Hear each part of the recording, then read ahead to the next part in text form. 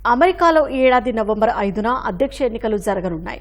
సుమారు 24 కోట్ల మంది అమెరికన్లు ఓటు హక్కు వినియోగించుకోనున్నారు. డెమోక్రటిక్ పార్టీ నుంచి కమలా హారిస్, రిపబ్లికన్ పార్టీ నుంచి ట్రంప్ అధ్యక్ష ఎన్నికల బరిలో ఉన్నారు. వీరిద్దరూ ఇప్పటికే తమ ఎన్నికల ప్రచారాల్లో జోరు పెంచారు. మొత్తం 50 రాష్ట్రాలున్న అమెరికాలో 7 రాష్ట్రాలు కీలకంగా మారాయి. ఈ స్వింగ్ స్టేట్స్ అగ్రరాజ్యం అధ్యక్షుడెవరో నిర్ణయించనున్నాయి. దీంతో అక్కడి తటస్థ ఓటర్లను తమ వైపు తిప్పుకునేందుకు రెండు పార్టీలు తీవ్రంగా యత్నిస్తున్నాయి. అమెరికాలోని స్వింగ్ స్టేట్స్లో పరిస్థితులేంటో ఈ కథనంలో చూద్దాం.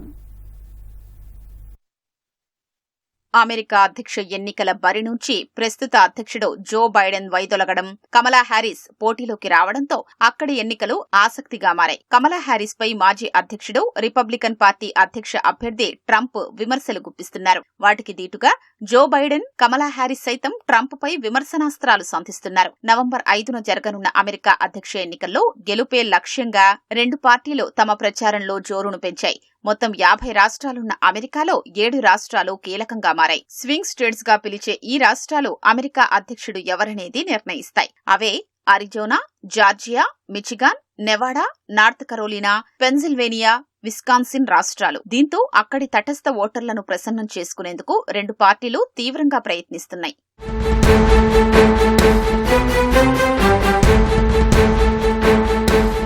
2020 అమెరికా అధ్యక్ష ఎన్నికల్లో డెమోక్రాట్ల విజయంలో అరిజోనా రాష్ట్రం కీలక పాత్ర పోషించింది. సంప్రదాయంగా రిపబ్లికన్ పార్టీ కంచుకోటగా ఉన్న అరిజోనా గత అధ్యక్ష ఎన్నికల్లో బైడెన్ వైపు మొగ్గు చూపింది. 1990 తర్వాత తొలిసారి డెమోక్రాట్లకు మద్దతిచ్చింది. దీంతో ఈ ఎన్నికల్లో మరోసారి డెమోక్రాట్ల వైపు ఉంటుందా లేక రిపబ్లికన్లకు మద్దతిస్తుందా అనేది ఆసక్తిగా మారింది. అరిజోనాలోని ప్రధాన సమస్యల్లో వలసలు ఒకటి. ఆ రాష్ట్రానికి మెక్సికోతో సుదీర్ఘ సరిహద్దుంది. సరిహద్దు నుంచి అక్రమ వలసలు తగ్గినప్పటికీ ఇమ్మిగ్రేషన్ సమస్య చాలా మందికి ఆందోళన కలిగిస్తోంది. ఓటర్లను ప్రసన్నం చేసుకునేందుకు తాను తిరిగి అధ్యక్ష పదవిని దక్కించుకుంటే అమెరికా చరిత్రలోనే అతిపెద్ద బహిష్కరణ చర్యను అమలు చేస్తానని ట్రంప్ హామీ ఇచ్చారు. అధ్యక్షుడు జో బైడెన్ హయాంలో మెక్సికోతో సరిహద్దు సంక్షోభాన్ని నిర్వహించడంలో కమలా హారిస్ పాత్రపై ట్రంప్ విమర్శలు గుప్పించారు. అరిజోనాలో మరో వివాదాస్పద సమస్య అబార్షన్ హక్కులపై ఆ రాష్ట్రం తీవ్ర చర్చకు కేంద్ర బిందువుగా ఉంది. తమకు అధికారమిస్తే అబార్షన్లపై 160 ఏళ్ల నాటి నిషేధాన్ని పునరుద్ధరిస్తామని రిపబ్లికన్ పార్టీ పేర్కొంది. 2022లో అమెరికా సుప్రీంకోర్టు అబార్షన్ హక్కులకు సంబంధించి రాజ్యాంగ రక్షణలకు ముగింపు పలికింది. అరిజోనాలో ఈ సమస్యలు అధ్యక్ష ఎన్నికల్లో ప్రభావం చూపనున్నాయి.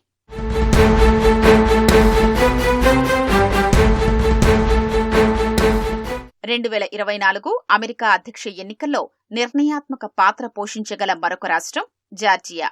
అమెరికాలో అత్యధిక సంఖ్యలో ఆఫ్రికన్ అమెరికన్ నివాసితులు అక్కడున్నారు. 2020లో బైడెన్ గెలుపులో వీరంతా కీలక పాత్ర పోషించారు. అయితే నల్లజాతి ఓటర్లు డెమోక్రాటిక్ పార్టీ పట్ల ఈ దఫా నిరాశతో ఉన్నట్లు తెలుస్తోంది. అది కమలా హారిస్ విజయావకాశాలపై ప్రభావం చూపే అవకాశం ఉన్నట్లు సమాచారం. దీంతో ఆఫ్రికన్ అమెరికన్ ఓట్లను రాబట్టేందుకు కమలా హారిస్ ప్రచార బృందం తీవ్రంగా యత్నిస్తోంది.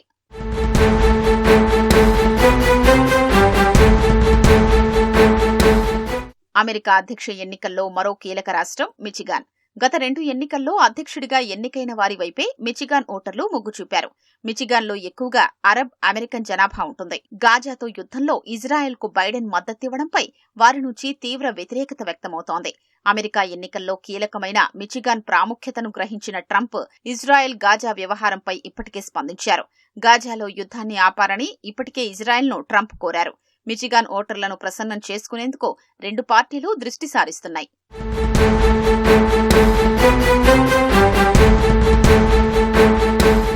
మరో స్వింగ్ స్టేట్ నెవాడాలో ఇటీవల జరిగిన పలు ఎన్నికల్లో ఓటర్లు డెమోక్రాటిక్ పార్టీకి మద్దతిచ్చారు. అయితే ఈ ఏడాది రిపబ్లికన్లకు ఓట్లు పడొచ్చని తెలుస్తోంది. ముందస్తు పోల్స్లో నెవాడాలో బైడెన్ కంటే ట్రంప్కు ఎక్కువ మద్దతు దక్కింది. కమలా హారిస్ రాకతో అది కొంతమేర తగ్గిందని సమాచారం. నెవాడాలోని ప్రధాన సమస్యల్లో ఆర్థిక వ్యవస్థ ఒకటి.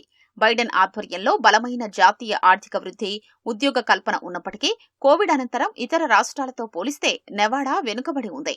అమెరికాలో కాలిఫోర్నియా, డిస్ట్రిక్ట్ ఆఫ్ కొలంబియా తర్వాత నెవాడాలో నిరుద్యోగ రేటు అత్యధికంగా 5.1% ఉంది. ఈ ఆర్థిక అనిశ్చితి నేపథ్యంలో నెవాడా ఓటర్లను ఆకట్టుకునేందుకు వారికి తక్కువ పన్నులు, తక్కువ నిబంధనలు వంటి వాగ్దానాల్ని ట్రంప్ చేస్తున్నారు. రెండు పార్టీలు కూడా నెవాడాలోని గణనీయమైన లాటినో జనాభాపై దృష్టి సారిస్తున్నాయి.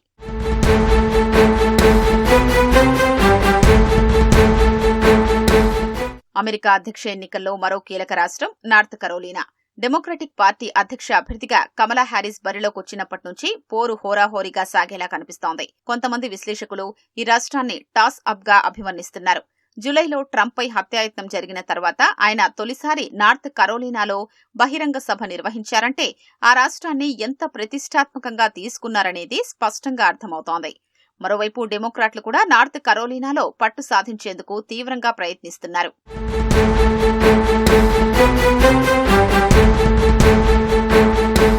మరో కీలక రాష్ట్రం పెన్సిల్వేనియా. తాను పెరిగిన శ్రామిక తరగతి నగరమైన స్క్రాంటన్తో లోతైన భావోద్వేగ సంబంధాలు కలిగి ఉన్న బైడెన్ 2020లో ఆ రాష్ట్ర ఓటర్లను తన వైపు తిప్పుకోగలిగారు. అయితే పెన్సిల్వేనియాలో ఆర్థిక వ్యవస్థ ప్రధాన సమస్యగా ఉంది.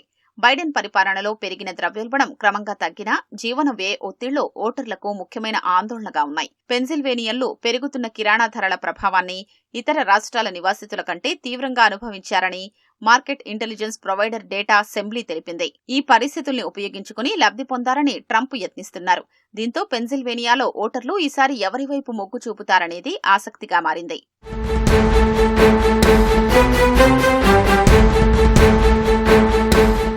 అమెరికాలో మరో కీలక రాష్ట్రం విస్కాన్సిన్. 2016-2020 అధ్యక్ష ఎన్నికల్లో గెలుపొందిన అభ్యర్థుల వైపే అక్కడి ఓటర్లు మొగ్గు చూపారు. అయితే అక్కడ గ్రీన్ పార్టీకి చెందిన అభ్యర్థి జిల్ స్టోయిన్ ఉండడంతో డెమోక్రాట్లు ఆందోళన చెందుతున్నారు.